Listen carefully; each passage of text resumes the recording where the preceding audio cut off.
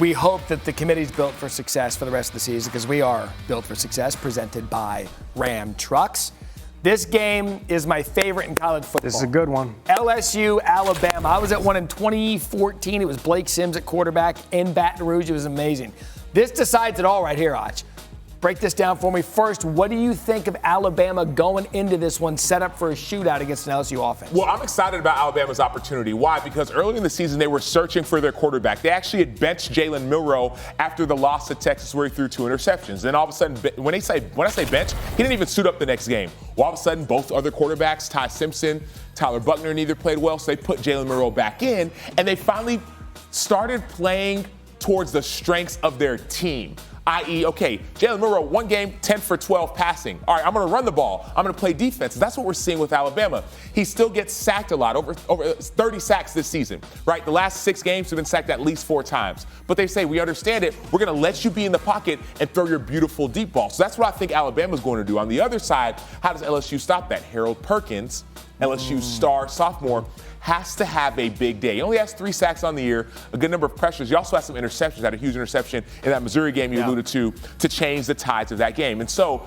I would like to see Harold Perkins get after the quarterback, not just in sacks, but give me a sack fumble. When you get to Jalen Milroe, get the ball out. Don't just go for the sack and the stat.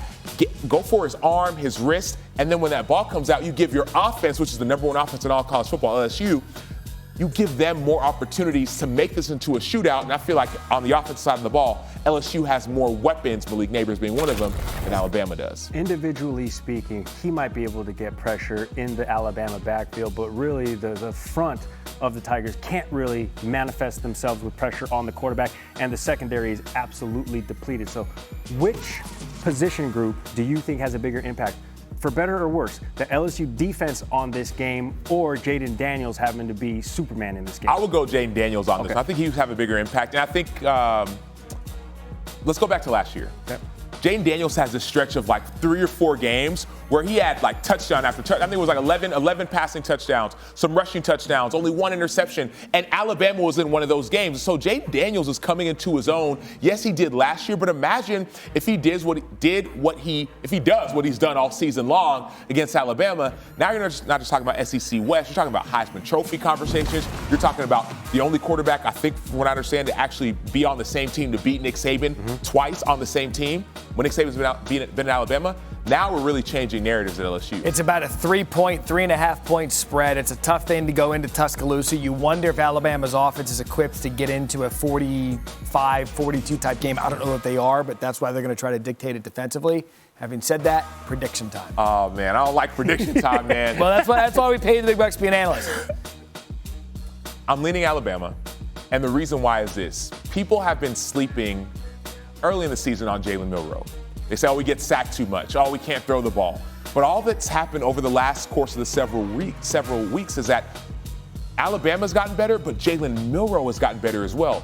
First it was, hey, he can only run it and only throw the deep ball. Great deep ball, but only the deep ball. All of a sudden, his intermediary passing has looked amazing. So this quarterback, who knows, he just came off a bye week. Maybe he's gotten better and better. More synchronization with his receivers, Jermaine Burton being one of them. And all of a sudden, defense, Chris Braswell being a dog on the defense, Dallas Turner, maybe they get to LSU, and maybe, I think it's going to be a close game, but they find a way to pull it out, and I think it's going to be Jalen Milroe making big plays that LSU may not think he could make. Who are you taking? Give me Bama for everything that Sacho says. Well, I'm going to let Sacho say all that and be like, well, here's where you're wrong. No, I like Bama. I mean, dude, it's in Tuscaloosa. I don't think Nick Saban goes back-to-back years losing to the same quarterback. Okay. Not going to happen. It hasn't happened since Rex Grossman. Yep. Ooh, that'd have been good one for the quarterback game we're playing later. I want to go Alabama because he won national championship with Jacob Coker with a great defense. Okay. I think LSU, this particular brand of Brian Kelly football at LSU, gets Nick Saban again. Family. It's all about family. I get it. So I just didn't want to be the same as you guys. Give me something.